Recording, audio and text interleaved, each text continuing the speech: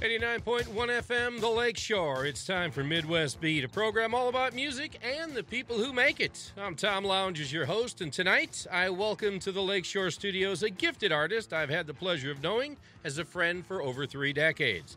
Jim Skafish, perhaps best known as the 70s punk rock icon and the namesake of the Skafish band, featured in the film A Music War and signed to Miles Copeland's legendary IRS Records. But tonight, you'll discover that Skafish is not only a rocker, but also an accomplished concert pianist, music arranger, and producer. For tonight's program, we'll be spotlighting only that side of this multifaceted musical talent who was born, raised, and still resides in Northwest Indiana.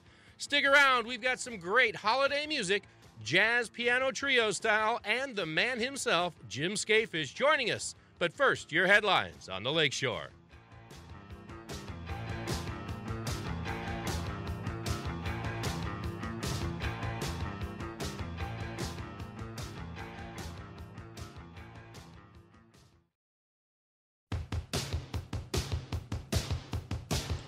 .1 FM, the Lakeshore. Tom Lounge is here, and if you just tuned in, this is Midwest Beat, that program that comes to you each and every week, courtesy of listener support, and it's all about music and the people who make it. Tonight's program, as I mentioned, will be spotlighting one side, only one side of a multifaceted talent from the Midwest here. In just a few minutes, Jim Skafish will be joining us live here in the Lakeshore Studios to chat about his amazing instrumental holiday jazz album, Tidings, Comfort, and Joy, Jazz Piano Trio Christmas. And you'll have a chance to win it. So I want you to write this number down. 219-769-9577. That's 769-9577. We'll be giving away copies of that CD that you'll be hearing. And, well, let's not waste any more time. Let's get to a track right now. I hear those Herald Angels singing.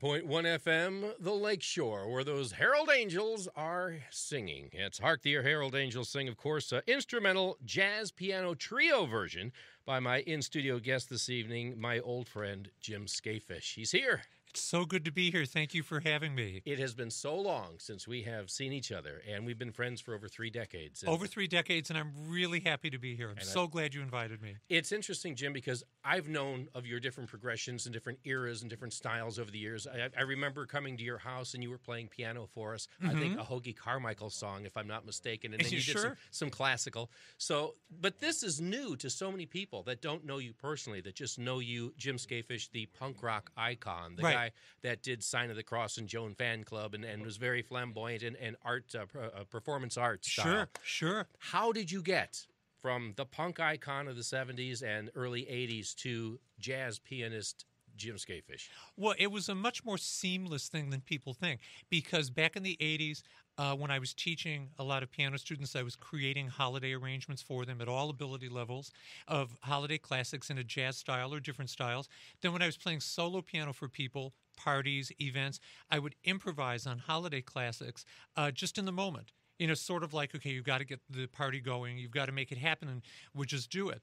And so what ended up happening is that in August of 2005, my wife, Glenda Harrison, was sitting with me and we were watching TV, and she just said, I think you should do a holiday album. So I'd been doing the music for decades, right? And so she just had an intuitive flash to do the record. And I sat there and I was really stunned by it because it had never dawned on me to do a record with it. It was just kind of something I organically did. Like you knew me, you'd come over, I'd just play through anything, right? Just improvise, do whatever would come up. So I said, let me think about it for 1 week because I knew it was going to be a really big undertaking. I sat and thought about it for a week and then I decided I was in. And then the record was cut in November of 2005. So from the time she had this flash and you decided a week later to do this... 3 months. 3 months. Right, 3 months. From start to finish. Right, 3 months. And then what happened is that when I was doing the record, I really knew that I was going to have to just surrender to the record, especially because I hadn't been in the studio to do a record for a while. Okay, so there was a little bit of a break there. And also I was doing a completely different type of a record. So I just went with it. And I met the musicians. The day of the recording, 20 minutes later, we did our first cut. What was the first song? We recorded them all in the order on the record. Oh, okay. In other words, I had a real strong vision of the record where I had said, look, if you walk into a club, a jazz club, and you see a pianist, a bassist, and a drummer, and you're there, what would you experience? In other words, you walk into the room, you sit down, you have a drink or whatever. What are you going to experience? That's the vision of the record. So I stayed with that vision from front to back. I didn't deviate from it. So we cut the record in the order that it is on the actual album. Wow. I mean, it has that throwback feel to the classic jazz clubs. Absolutely. The Oscar Petersons out there and, people like that. And pianists I loved, of course. And that was on purpose, too. With any kind of recording, there's a certain degree of technology that you use, even by the fact that it's being recorded. But I recorded and mixed it to tape. I made sure that it was going to be done on tape because it would give a warmer and richer sound, especially with a lot of high-pitched cymbal work, high parts on the piano. I didn't want it to be harsh. And so we did it that way. I stayed away from technology like editing. So there's no piano edits on the record at all. So you're getting basically, for all intents and purposes, a live record. Wow. And so we'd sit down, we were cutting the record, and I really wanted to create a great atmosphere for the musicians. You know, I'd never met them before. How did you find them? Well, I actually found them through the engineer who did the record, Dennis Tusana. I recorded it at CRC in Chicago. I had recorded back there in 1975, actually, with White Lightning. Okay. You remember them probably, right? Yes. So fast forward decades later, and I did it at CRC, and I asked Dennis to recommend to me the best bass player and drummer in the city who would be appropriate for me. I needed people who were extremely versatile. I needed people who could bring something to the party, as we say, and also people who were classically trained as well, because there were certain parts that were very disciplined for the record that you would read on music, and then other parts where they would have to go with the moment. And in that, you want people who are willing to take it and go with it. But then I was very careful to provide an atmosphere that was safe, that was comfortable, so that people could feel that they could run with it. And that's what ended up happening. We cut the entire record a little over 3 days. Wow. So you actually scored out the music you wanted and then let them improvise certain parts. Right. In other words, it's a combination of scoring and improvisation. So say I'd have the charts, I'd have the lead sheets, I'd give them to them, we would discuss them, and we would look at the track, we'd cut the track. All right. So, we just got on the air. We've already got a full phone bank here. Let's take a couple of calls. I'd love to. I guess we have a few fans of yours calling in from Arizona. I didn't know you had a big fan base out there. Oh, there's people, all over. It's great. Thank God. The world of the internet. Let's say hello to caller one, which is Kiki. Kiki, are you with us? Well, I sure am. Hello, Brother Jim. Hi, Kiki. How are you? You Well, messaged me darling. earlier that you were going to call in, and I'm so glad you did. Well, do you think I'd miss it? Well, thank you. How have you been doing, honey? Well, just fine. I'm just so glad that your show today is talking about your piano prowess. So many people are not aware of what an accomplished pianist you are. As the daughter of a concert pianist, that I'm a rock musician now. Right. So much of our roots come from the piano and just going back to basics. And like I say, I believe Muddy Waters was my real daddy. Well, and thank God for Muddy and how well he treated me. When he was alive, he invited me to jam with him on stage. He compared me to Mick Jagger in print in United Press International, and I truly appreciate Muddy Waters. He was truly a friend, and he didn't have to be nice to me. He had no motive in being nice to me, and he treated me like a kid, like his kid. I forever cherish him. Wow. Well, I'm a South Chicago girl originally, and blues are in my roots, and I was always amazed at how stripped down so many of those blues musicians were. It was just raw talent. It wasn't about all the tricks that they have today. And I think you represent that when you sit down at a piano, and it's just you and that piano and just giving your own interpretation of the music. So many don't know that about you, Jim, and I'm so glad you're doing this show today. I really appreciate it, and it's so good to hear from you. I really appreciate it, honey. Do you have very good. Do you Well, have I'm going to let you take some more calls. We got a question I know for you, honey. Wait, we got a question for you. Go ahead, Tom. Do you have a copy of the Christmas album already? Well, I don't. I would love don't. Well, we're going to have to correct that. We're going to Jim. have to send it to you. All right. We're going to get stay on hold. Tavis is going to get back on the phone with you. We're going to get your information. We're going to make sure that Jim gives you a personally signed copy, okay? Well, I will treasure that. All right. Really good hearing from you, honey. Thank you. Stay on Take the care. line. Okay, we'll talk. Take care, dear. All right, we got another caller here, and we're going to get to another tune that is a favorite of mine. We have Merrill also calling in from Arizona. Well, we're hitting with Arizona Yeah, tonight. we are. Merrill, how are you? I'm fine, Jim Skafish. How are you doing? I'm doing wonderful, and it's really good to hear from you. How have you been? I've been pretty good. I see Kiki beat me to the punch here. Well, you're still with us. Do you have the record yet, or we'd like to send you one? Well, you know what? I've had this CD for the past year. Our friend Maury out of Chicago sent me one of them. I kind of demanded one from him. I'm really glad. Well, listen, we'll send you another one. I'll autograph it for you. Just, after your call, make sure to stay on and give your information to Tavis, and we'll do that for you. I sure will. The one that I have is an autograph. But you know what? I got plenty of things autographed from you in the past. But I just wanted to know, Tony Bennett wasn't available for this record, was he? Well, actually, Tony wasn't available, so we just did it. It's so funny that you mentioned him. My original bass player, Greg Sershay, has played on Tony Bennett records. Oh, wow. I'm telling you. Just listening to this, like Kiki was saying, I just want to mirror everything that she said. Thank you. It's fresh. It's.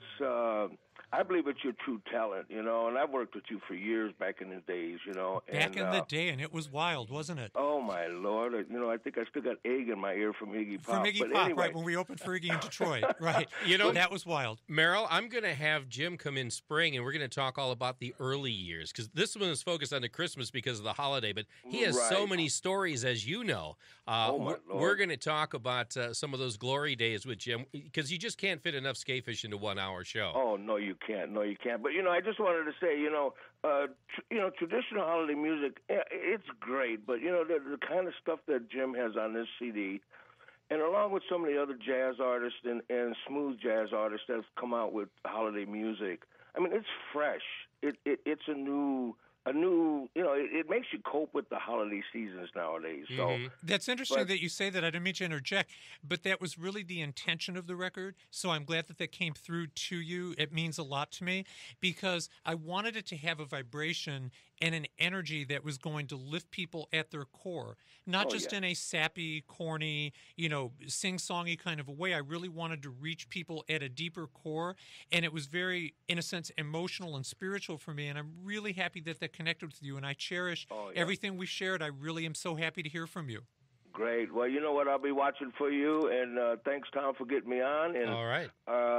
You guys have a great holiday season back there in Northwest Indiana, and I'll be thinking about you when you're shoveling. I'll be thinking about you. Snow. I'll send you some good energies and stay on to give Tavish your information. Thank you. All Take right, care, Jim, buddy. Great. Thank you, buddy. Bye-bye. All right. We've got a national phone bank going on here. In just about 3 minutes, we're going to get to California and Florida. But right now, let's play another track off the Tidings of Comfort and Joy.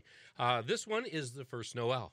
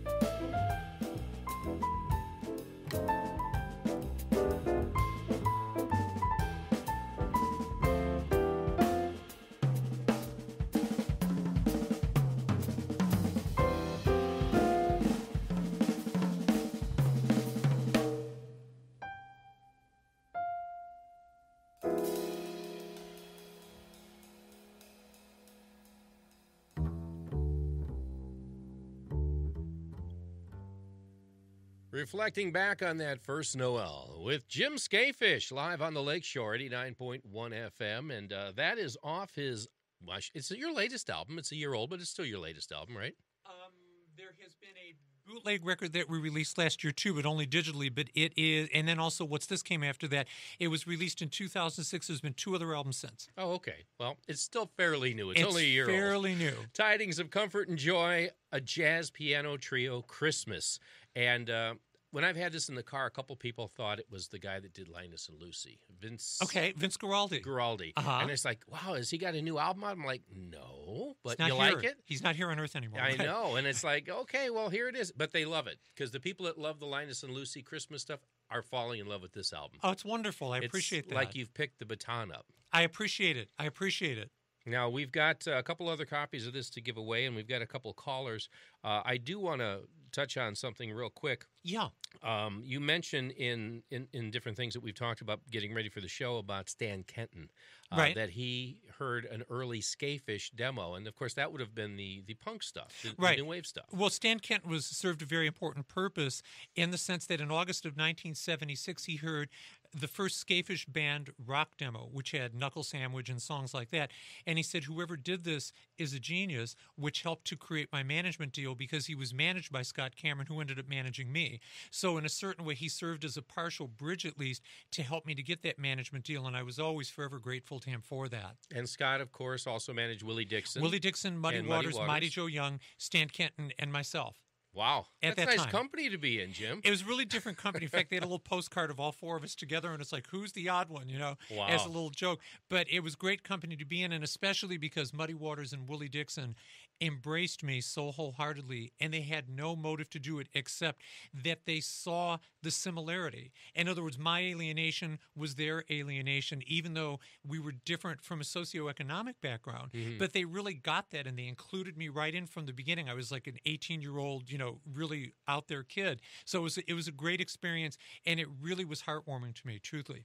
All right, we've got a caller from California. Robin, say hello. Hi, Jim. How you doing? Robin, hello. How are you, dear? I'm doing great. It's wonderful to hear from you. How have you been doing? Okay. Just shopping for food. That's for fun. Thanksgiving and stuff. You Uh-huh. know. And I'm going to send not this copy I'm getting, but I'm going to get. You know me. I always buy another copy. I know you do. And I'm going to send one to my friend who's a jazz singer, Solitaire, who recently moved to Indiana. I'm going to turn her on to you. I'd love that, and I'm so happy we can send you an autographed one, too. That will be wonderful for you to have. It's my little holiday gift to you. Yeah, and I'm going to buy one, too. Well, that's sweet. I appreciate it. All right, great. Very good. Hey, tell your friend that moved to Indiana to get a hold of us here at the show as well. She can reach me, or I assume it's a she, correct? Yeah. Okay, have her reach me through Jim. That'd be wonderful. Yeah. Hey, we'll keep the connection going. Have her connect. And was there something you wanted to know about this record that you don't already know?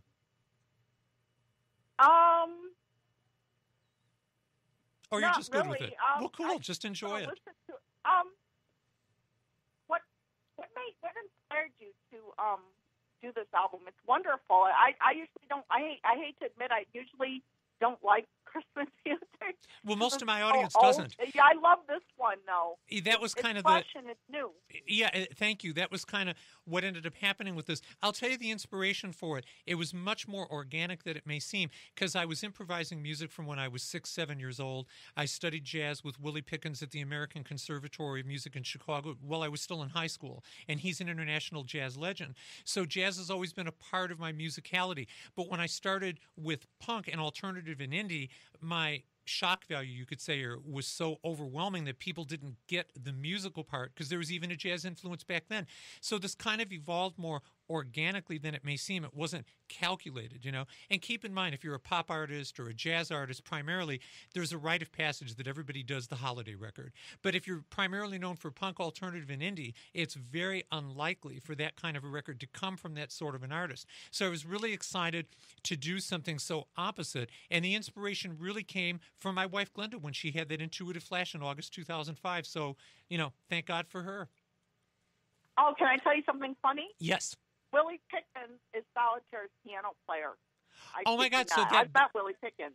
Yeah, Willie it taught me when I was in high school, and so the singer you're talking about is her pianist. Well, it's a great connection. And listen, we're gonna stay on the line. We're gonna get your information again, so we can send that out to you. We're gonna move on to get to another caller, and I'm really happy to hear from you. I send you a big hug. Okay, all right, bye-bye.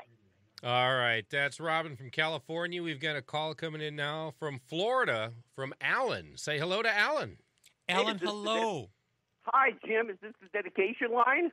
Oh my God!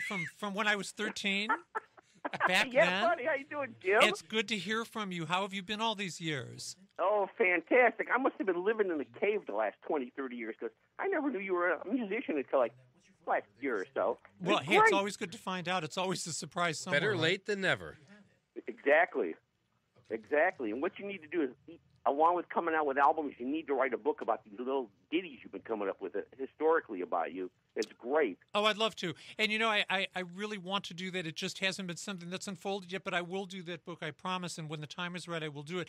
I'm really excited about autographing and sending this record to you. Thanks. But it's great to hear from you again. And, of course, the dedication line was, a region staple back in the day, right? So it was Exactly. It was really fun, and we were all crazy kids, Did you have a question? No, I just wanted to say hi, and it's a great turn on to listen to your music. It's great to hear from you too. And listen, we'll talk to you soon. Stay on, of course, so we can get your info. Yeah, we'll do. Have a great holiday, Jim. You too, and great blessings to you. Thank you. Thank you. Thanks for calling, Alan. An interesting thing, too, Jim, is that you have released this and some of the reissues on your own record label. Now, when did you form the label? And it's got a little witch on it. Yeah, it's interesting that you ask about it. There's two record companies I have right now. One is called La Befana Records, which is the label that serves as the parent company, as well as the label for classical, jazz, new age. Okay. And again, Glenda Harrison came up with the name for La Befana, and here's how we came up for it. I'm half Italian and half Croatian, but in Italian folklore, La Befana is sort of the Italian version of Santa Claus. Okay. Except she flies around on a broomstick, and she has a big, huge nose like me, and she has big feet like me. So we thought, this is perfect. We're going to do La Befana Records. And she's a historic Italian tradition. And then the other record is 829 Records after my birth date, and that would be for more punk, alternative, indie. And so that's where the record labels came about. And I'm definitely committed to releasing all of the old catalog as well as new things too. I am still looking for a copy of the first album, which I have not been able to find. It's out there sometimes on vinyl. It's never been released past the initial vinyl run, and that's one of the projects we're working on. So at some point, you're going to get this to us. Oh, I really hope so. I'm really working on it. And again, because there's some things that are still kind of unfolding right now. I don't want to, put the cart before the horse, as they say.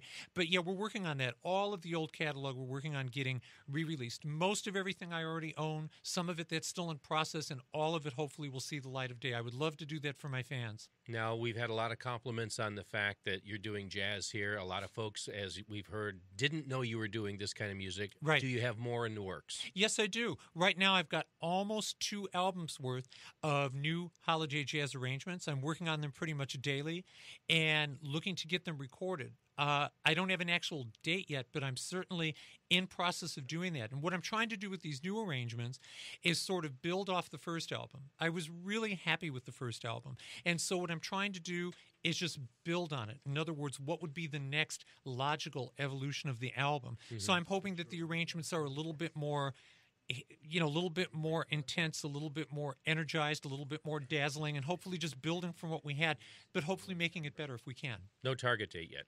No target date yet, but it will happen. I'm working on it. I practice it all the time. Okay. Are you probably going to use Lawrence and Tom, who joined you in accompaniment on this? No, there'd be new musicians because they were more designed for studio versus live, and I've decided for the next album that I want to tour on it or at least play live.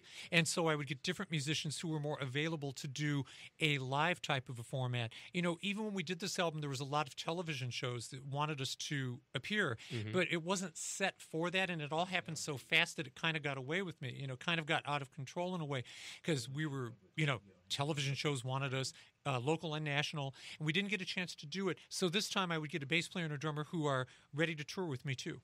It would be great to see you play this stuff live. Oh, I'd love to. It would be a blast. A living room concert style. It would be exactly that. And it would be, the idea, again, you walk into a room, you see three musicians interacting with each other in the moment. It's that simple. That's what it's supposed to be. We've got a couple more callers on the line at this point. Let's take E-Wolf. E-Wolf already has the album. Are you with us? Yeah, I'm here, and I don't have a question anymore. Well, it's good to hear from you, E-Wolf. I remember you. Oh, my God, this is a great story with E-Wolf. You could fill in the blanks on this, but it was a concert that we were doing, and E-Wolf couldn't get in. Was it you couldn't get in because you were too young? Yeah, I was too young. And I brought him in anyway. Well, you made a good attempt. They still wouldn't let me in. Oh, I tried. I'm sorry. Yeah, and I always admired that about you because you were just very generous and just a very good person. Oh, I appreciate that so much. I really to make that try to happen. It's really important, I think, whatever connection that I'm so fortunate to have with anybody, I really do cherish it. I never take any connection for granted with anybody. And I'm saying that little moment that we shared, decades ago, it was just sort of me being me, but I'm really glad that we've maintained our connection. And I'd love to send you an autographed album. You know what? I have pretty much everything except that shirt you're wearing and your photo on Facebook. So if you want to autograph that and send it to me. Oh my God. But I'm so glad that you have it. And you're in Detroit, right? Yeah, I'm in Detroit. I guess I do have one question. I'd love to. Which is because you talked about the coming material. I was going to ask about that. And the first album you did fairly traditional Christmas tunes. Right. And I'll say this as an aside. There are only about 5 Christmas songs that I like, and your album pretty much tripled that number. Oh my God! Thank you. That's good. From somebody who loves punk and alternative, that's always a great thing because I've always believed in crossing genres. I've never believed in being tribal. And that tribal sense of music has always been really disturbing to me, how people have these parameters, like you can't like this, but you can like this, and if you don't like this, you're not cool, and if you like this, you're cool, and it's all this rubbish, right? And so I was always breaking those genres down in a way that really gave me a lot more problems than benefits. But I'm really glad that you connected with the spirit of the holiday record because I was really serious about making a legitimate jazz record, not something to just, have the rite of passage of making the holiday record like so many traditional artists do. I really meant it, and I'm glad it connected with you. That means a lot to me. Yeah, it really did. So, excuse me, I was wondering if the next albums will be, let's say, less traditional material, like sort of unconventional Christmas songs, not just that you should throw away the format, but right. Well, it's interesting that you say that. At this point, the next one or two won't be because they're still traditional, but I've tried to do really transformative arrangements with them. I mean, transformative where they become unique, original compositions. I never went into the studio to say, I just want to take a Christmas tune, make it a little ditty, jazz it up. I wanted to transform it. So that's the same thing. I have been writing a few original holiday pieces too, and those might be included depending if they really vibe with the rest. And eventually, you know me, it may eventually go unconventional in a big way, but not for the next one or two. It's going to be sort of similar to the first album, hopefully more, I hate to say bigger and better. It sounds really PR-ish, and I don't mean it in that way, but I'm hoping to make the virtuosity better, the chord progressions better, the original aspects of the compositions more dazzling, and to let him be even more energized, Okay. I have confidence in you. I have confidence in you. Thank you so much for calling. It's good to talk with you. Good talking to you too. All right, we've had all these calls from all over the country: Florida, California, Arizona, and now we have one from right here in the region, from Maryville. It's Betty.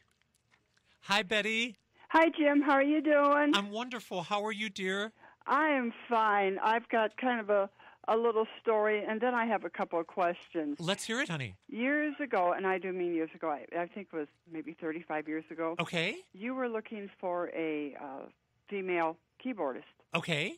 And I kind of remember it had something to do, one of the performances had something to do with mermaids. Yeah, there was a song called She Lives for Love. Right, that was one of my songs.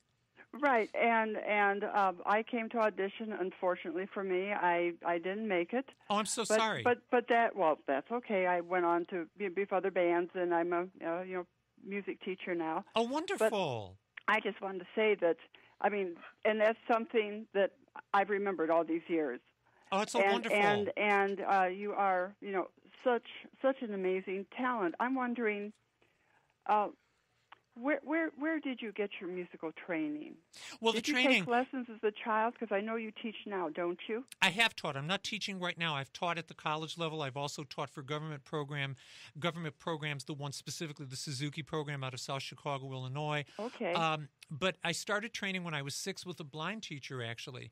Then a year later, I had a classical teacher who used to hit me every time I made mistakes. And then from there, I went to study at Indiana University Extension classical organ with Dwight Davis. I studied with Ruth Walker, a great classical pianist, and with Willie Pickens at the American Conservatory of Music in Chicago while I was still in high school. And that was a lot of the training. I also studied theory with a high school choral teacher and voice with my mother. My mother was an opera singer, and she taught me voice. So there was a lot of classical backstory to this and jazz backstory. And then where I was kind of that hybrid thing is that I absolutely loved rock and roll, right? And I loved classical, and I loved jazz, and I loved blues, and I loved everything, really. And so ultimately, it all sort of came together with the onset of the Skafish Band in 1976, but there was a lot of backstory to the training behind it, and I really am very thankful for that training, as hardcore as some of it was, but it was really worth it. So then classical music, it's obvious, has really influenced you. Oh, it's hugely influential in everything that I do. One of the things I always say, whenever I hear a musician play, I can tell you if they're classically trained in about a minute. I can always tell, because a classically trained musician will always play differently. And I don't mean it in a prissy way, like as if the music is like overly prissy, but there's an attention to detail. There's a precision. There is a sense of fluidity that only classical music will give. And I can always tell when somebody's classically trained. Classical composition is exactly where I build a lot of my composing from.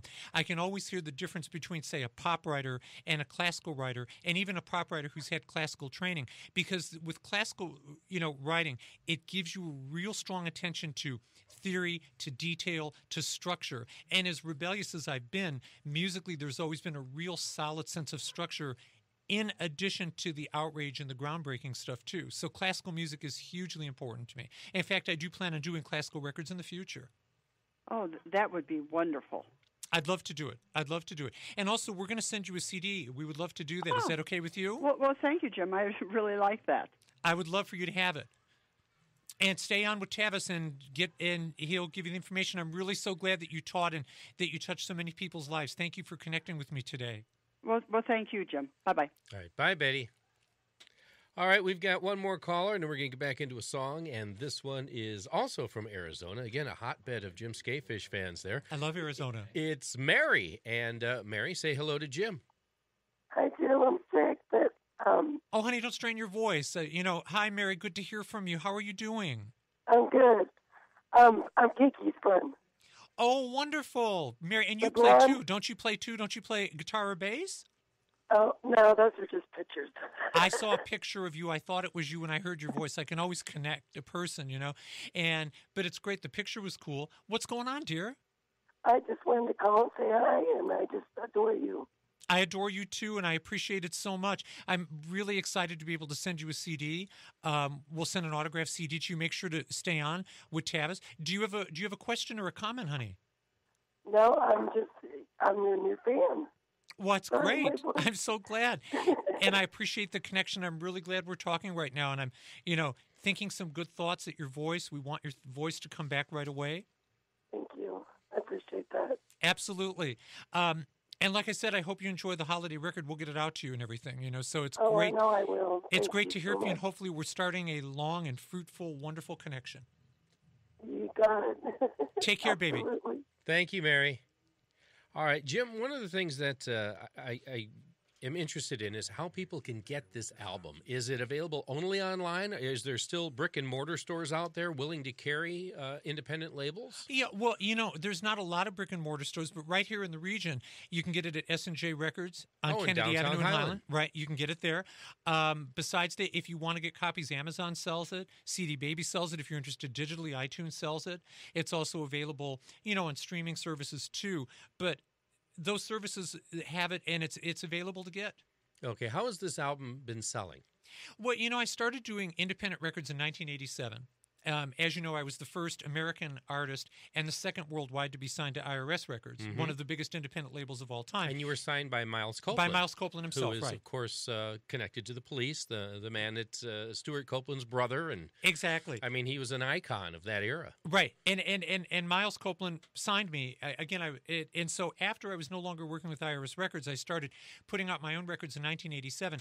And right now I've had 5 independent albums, and this one has done the best. Wow, that says a lot. Well, it really does, especially because it was something that I was not known for at all. So it's a big risk. As an artist, the most controversial thing an artist can do is to go against what people expect them to do. And so with this record, it was a complete opposite, trajectory from what anybody would expect. And yet, surprisingly, it's been the one that has done the best so far, and I'm very grateful for that. One thing that's interesting about this, and you mentioned it in passing, is that you recorded this analog on tape right. as opposed to the digital and way of on doing tape. it. And mixed on tape. Was there a specific reason? Because the warmth of, Absolutely. When I had the vision of this record, I saw it as being a timeless record, not necessarily a retro record or a nostalgic record, but a timeless record. And I hope that it could be innovative as well. And I thought, I want a record that's going to sound warm. Not with a lot of big reverb and all that stuff, because it sounds real kind of glossy and kind of like airbrushing a photo too much, kind of that sort of a sound. So what I did is I wanted to record it and mix it on tape, which adds all of this depth and richness and warmth. And so it was a lot more problematic and expensive to do it that way, because tape is hard to come by. Right. But we recorded and mixed it on tape, and I'm very happy I made that choice, because I wouldn't want it to be harsh. Also another thing that people do on records, say, for people who are lay people, it's easy to understand. People who are technical would get it straight away. Most people do a lot of compression on records, meaning that there's no soft, there's no loud, it's all the same volume, right? We used virtually no compression on this record and in the mastering process.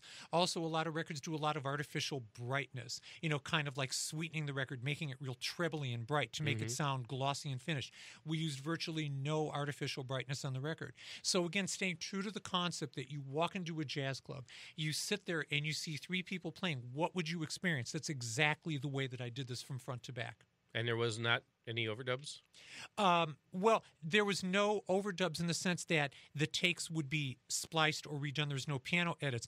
Like the gongs on We Three King were so loud that it would have blown out everybody's eardrums. So the gong crash had to be, overdubbed. Right. They had to put on these huge headphones and close off the studio, and then, it was that kind of a thing. But if you're saying overdubs like fixing the track, no, of course not. Like the gong was overdubbed. Few little, like every once in a while, if you hear in the beginning of a song, like there might be a little triangle.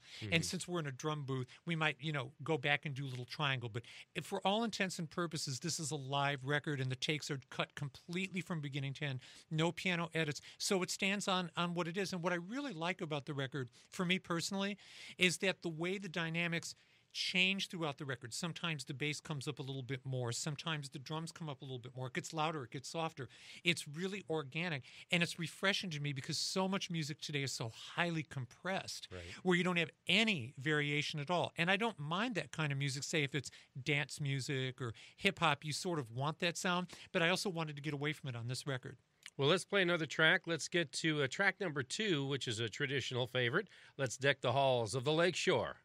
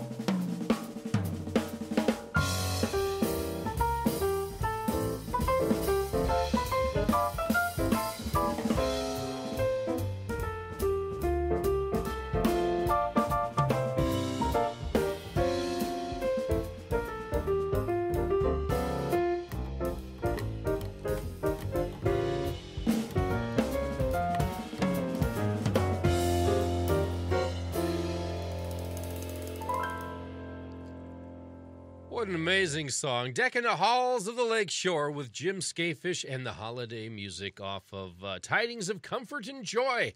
In fact, we've got another copy we're going to give away to the third caller right now. No, let's make it easy. The first caller. Okay. At 219-769-9577. We're not going to make you work for it. It's the holidays. 769-9577. Give us a call. Meantime, Jim, it is the holidays. What is perhaps a favorite holiday memory for you?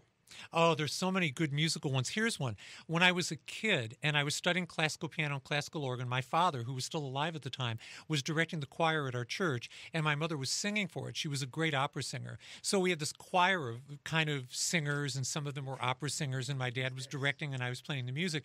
And we used to do midnight mass. So we'd do a whole program. You know, we would do like a half hour before the Mass, and we'd have all these really fancy kind of pieces, and my mother was singing, and she was an amazing coloratura soprano. And that was a really beautiful memory because it was a whole family musical thing. It was kind of our own version of the Partridge Family, I guess. Now, is there a special toy that you got as a child that really earmarked like your first xylophone? I remember getting a xylophone like every year for the first 3 or 4 years of my life, and then a Yogi Bear guitar and all those crazy old kid instruments. You know, anything like that? It wasn't like little things because it was pianos. It was more expensive, actually. I remember getting a great Hammond organ when I was a kid. I remember getting, there being pianos in the house, and then eventually I got a grand piano with Steinway when I was in high school. And that was actually after my father had passed away, and my mother got that for me. So those are kind of, those big sort of Rolls-Royce oriented kind of gifts. Those are great. And of course, they contributed to who you are. Absolutely. And I cherish that. We have a phone call coming in from Long Island, New York, from Roseanne. Roseanne, are you with us? Yes, I'm here. Hi, Roseanne. How are you? Good, Jim. How are you? I'm great, and it's wonderful to hear from you. What's going on, dear? I was listening to your show, and I have to tell you, I'm really enjoying it. The songs are wonderful. Thank you. And just listening to you talk, you have so much knowledge of music. It's amazing. Oh, geez, thank you. It's so interesting to listen to somebody who really knows what they're talking about.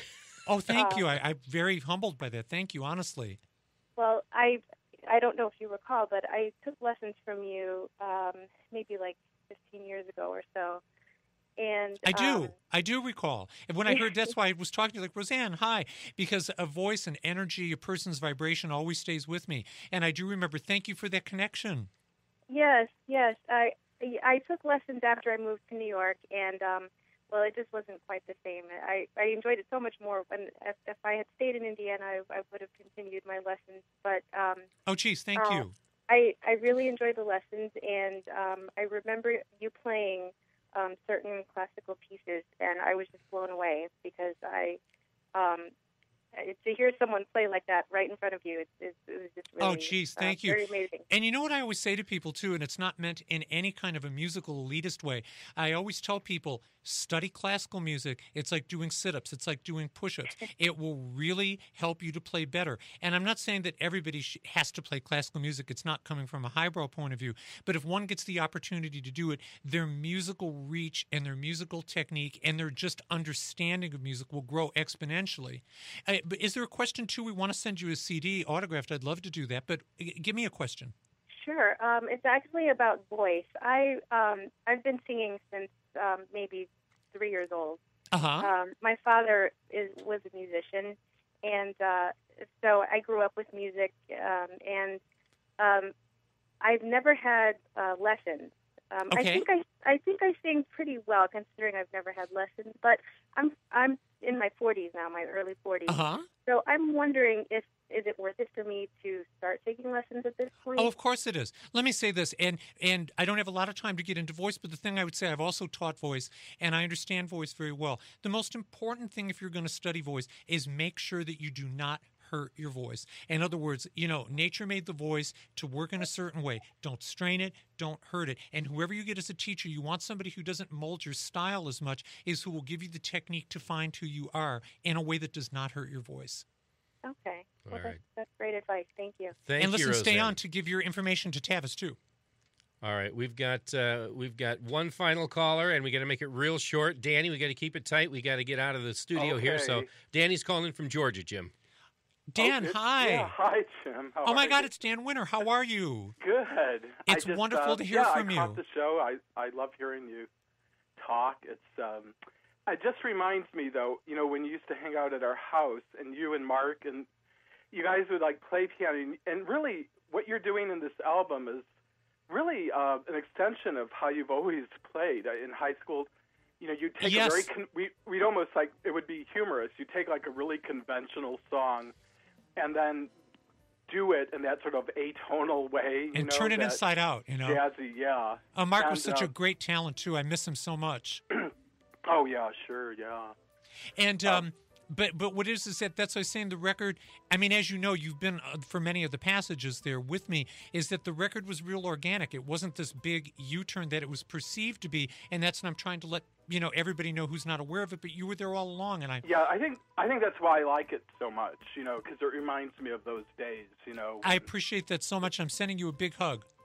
Likewise, Jim. Danny, Take care, okay? Yeah, make sure I give Tavish your information. I mean, I probably have it anyway, but just to make sure that you get this right away, and we'll send it out to you just as a extension of friendship, Oh, sure. Okay, well, thanks, Jim. Take care. Love you. All right. We've got Skafish.com is where you need to go for all your questions and information, where you can find what Jim's up to. Order his music, Skafish.com. And, Jim, you have to promise before we sign off that you're coming back. I will come back. All right. Come spring, we're going to do a whole show on your career. Whatever you want to do, I'd love to come back. This has been just a blast. Jim's also going to be part of the big Christmas special I'll be doing here for the Lakeshore on December 20th and on Christmas Eve. Thanks for tuning in. Catch you next time on the Lakeshore. Everybody.